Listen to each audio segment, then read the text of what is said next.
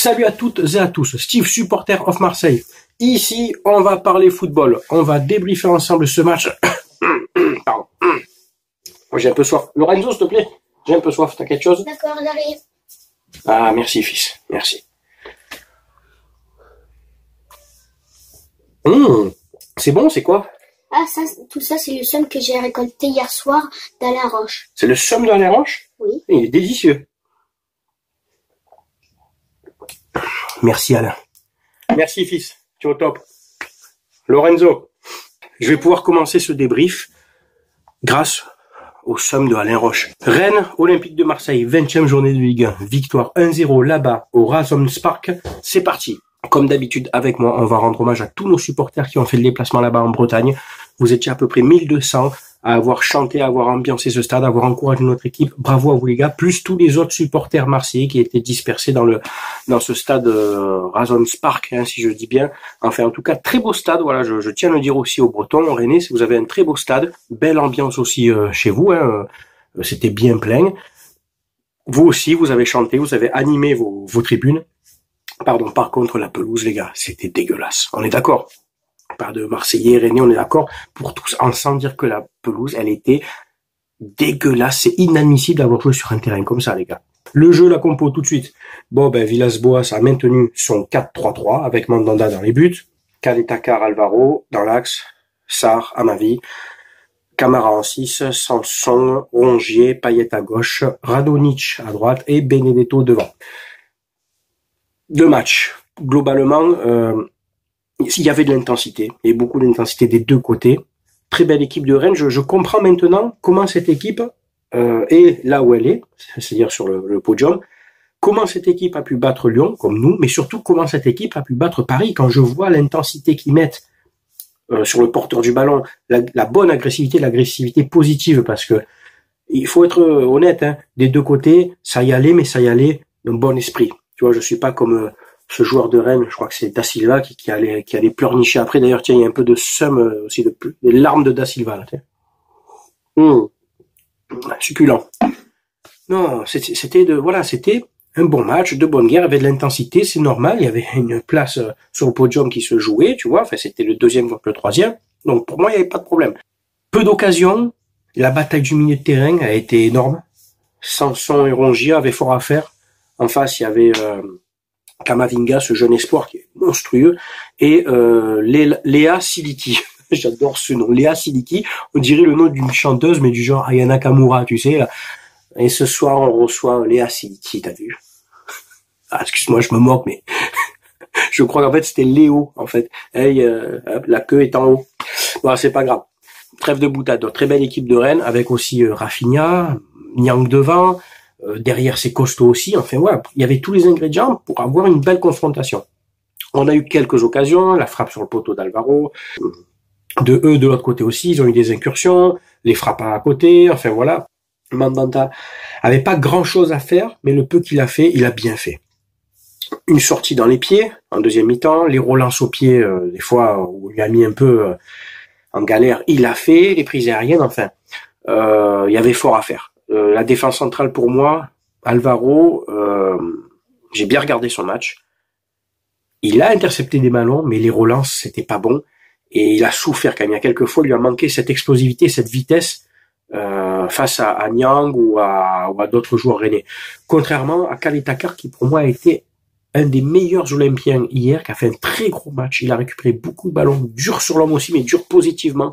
Il a compensé des fois sur le côté gauche. Il a compensé un petit peu plus haut avec Camara.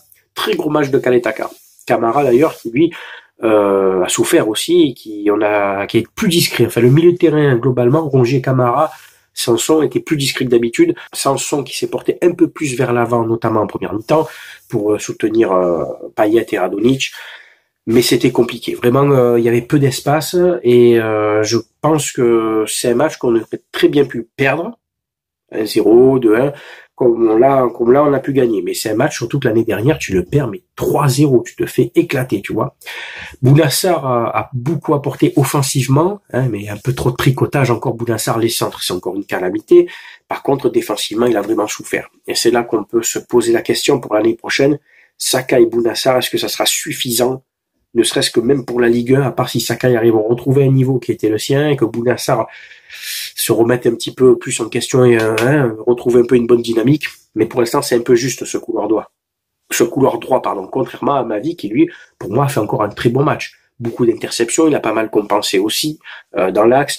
Il a essayé d'apporter offensivement. Enfin voilà, le danger n'est pas venu de son côté globalement, quoi. Après, bon, le milieu de terrain, on en a parlé.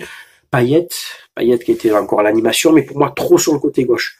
Dans les matchs comme ça où la bataille est au milieu de terrain, eh ben on a du mal à trouver Payet qui est trop excentré, alors que s'il était vraiment en 10, en électron libre au milieu de terrain, il y aurait eu beaucoup plus de possibilités. Sanson, Payet, Radonjic, les trois étaient trop écartés les uns des autres. Tu vois, donc quand tu veux faire un contre, mais que ton coéquipier est à 35 mètres, c'est trop compliqué pour, tu vois, un 1-2 pour balancer après en profondeur. Pour moi, j'estime que Payet est trop resté à gauche, quoi. Et c'est d'ailleurs quand il a repris en deuxième mi-temps, qu'il est un peu permuté avec Radonjic, qu'on l'a retrouvé à droite un peu plus dans l'axe, que je trouve qu'on a été plus dangereux. Radonjic, je vais pas l'enfoncer parce que il nous avait habitués à marquer des buts et tout, mais c'était très compliqué de par déjà l'état du terrain, hein, pour tout le monde, mais même surtout pour un joueur qui est fin, hein, qui a du ballon. Comme lui, les accélérations c'est compliqué, et puis il y avait aussi du beau monde en face, hein, qui cavalait. Mais voilà, il a pas su tirer son épingle du jeu, il a essayé d'apporter aussi sur son couloir, mais très peu de ballons. Et donc après lui qui est sorti, qui a été remplacé par Valère Germain, qui a pris donc ce poste à droite. Ensuite, Benedetto, parlons-en de Benedetto. Alors attention, parce qu'avec certains, on n'a pas le droit de critiquer Benedetto. Il faut pas critiquer Benedetto. Ouais, mais il a pas eu beaucoup de ballons. Mais le peu qu'il a eu, il a fait de la merde, les gars. Il faut être honnête. C'est pas parce que c'est Dario Benedetto qui vient d'Argentine, de Boca Junior, qui est tatoué de partout. Non, c'est pas l'immunité, ça, hein. Si c'était, je vous pose la question, si c'était Valère Germain qui ferait en ce moment les matchs que fait Dario Benedetto depuis un mois, tout le monde lui tomberait dessus. Et tu le sais très bien. Dario Benedetto, au moment, il a une occasion. Un ballon arrive en l'air, tu vois laquelle je veux dire. Il a le temps de contrôler, de mettre une frappe ou de la placer, de faire quelque chose. Non, il fait une tête dégueulasse pour tenter de lober le gardien qui était sur sa ligne de but. Mais c'est quoi ce geste? C'est quoi ce réflexe dégueulasse? C'est limite une tête défensive, quoi, pour dégager le ballon. Non. Alors, oui, il y a eu son voyage en Argentine pendant la trêve. Je veux bien. Il n'est pas habitué au froid. C'est la première fois qu'il joue en Europe. Là, on arrive en plein janvier, c'est sûr. Il faut qu'il s'adapte. Mais il y a un minimum, quand même. Depuis un mois, franchement, il y a un minimum à produire qu'il ne produit pas. Pour moi, c'est trop insuffisant, Dario Benedetto. Tout le monde le porte comme ça, mais, je veux dire, il a mis 7 buts. On en est à combien de matchs qu'il joue? Plus d'une quinzaine. C'est pas un super ratio. Oui, c'est sa première saison. Je m'en fous. On n'a pas le temps. On est à l'Olympique de Marseille. Tu dois être efficace tout de suite. Quand tu es bon, je le dis. Moi, quand tu es pas bon, je le dis aussi. Il a 29 ans. Il faut qu'il se réveille. S'il veut flamber en Europe, si c'est son projet, mec, tu dois tourner entre 15 et 20 buts par saison. Même en Ligue 1, même l'hiver. Voilà. Benedetto sorti, remplacé par Lopez, hein, si je dis pas de bêtises, pour essayer de garder un petit peu le ballon au milieu de terrain. C'est Payet qui est monté d'un cran. Bon, la rentrée de Lopez, mitigée, ouais, il a pris quelques ballons, mais c'est encore trop léger, c'est encore trop faible, je trouve, au niveau de l'impact physique. Et puis après, il y a eu la rentrée de Kevin. Kevin le cyborg. Mais là, c'est plus le cyborg de Wish. Là, c'est C16. C'est lui, là. Là, c'est le cyborg qui te sort ses couilles. Bravo, Kevin Strootman. Bravo pour ce match-là, hein. Attention. Il est rentré, il allait gratter des ballons, il a percuté, hein, il a joué quoi, une dizaine de minutes. Et son but, franchement, il est plein de malice, parce que déjà, le coup franc est bien tiré. Enfin, un bon coup franc tiré par Payet, hein, cadré, hein, je crois que c'est le gardien qui l'a dévié sur le poteau. Germain et Strootman là, vont à la pêche au ballon, quoi, ils suivent, hein, le rebond, et Strootman a un angle plus que fermé, pied gauche, parce qu'en plus, à la limite, un droitier peut l'enrouler pour la remettre. Non, lui, il a cherché pied gauche, il a mis petit filet opposé. Bravo, Kevin Strootman. Il a une qualité qu'on peut pas lui enlever, c'est qu'il est bon balle au pied. Hein, quand il doit faire une passe, une ouverture, quoi que ce soit, tirer les pénaltys, il est à l'aise. C'est un joueur balle au pied. Il sait la donner propre. Et là, il sait la cadrer comme là, etc. Après, bon, c'est sûr que depuis plus d'un an, c'est pas ses percussions, c'est pas ses explosivités, c'est pas sa hargne qui nous a sauté aux yeux. Tu vois ce que je veux dire? Mais enfin voilà, on gagne ce match. Comme je dis, on aurait très bien pu le perdre. Ma foi, on va prendre ces 3 points dans ce très beau stade, avec cette belle ambiance. On maintient donc notre 2e place, on a 41 points, c'est très bien, il faut maintenir la cadence, on va avoir un calendrier très difficile qui arrive, avec beaucoup de déplacements, notamment à Lille, à Lyon, à Saint-Etienne, à Bordeaux. Eh ben, il faudra essayer d'aller là-bas pour au moins ne pas perdre. Si on revient de tous ces matchs que je t'ai dit avec un point à chaque fois, moi ça me va. Je vais te le dire, je signe, mais de suite. Parce qu'on ne pourra pas gagner tous les matchs non plus. On n'aura pas la réussite qu'on a eu hier, etc. Bravo encore à cette équipe de Rennes qui mérite sa place et je leur souhaite de faire un très bon parcours en Ligue 1. Maintenant, c'est à vous la parole. Tu le sais qu'avec moi, chacun donne son avis. On respecte les avis de chacun. Donc voilà, tu peux commenter sur ma chaîne YouTube, sur mon Facebook, Twitter, Instagram, etc. Vous pouvez inviter vos amis. Tout le monde est le bienvenu dans le respect, voilà, comme je dis, des avis de tout le monde. C'était Steve, supporter of Marseille. Je vous souhaite à tous de passer une très bonne semaine. À très bientôt. Ciao, ciao tout le monde.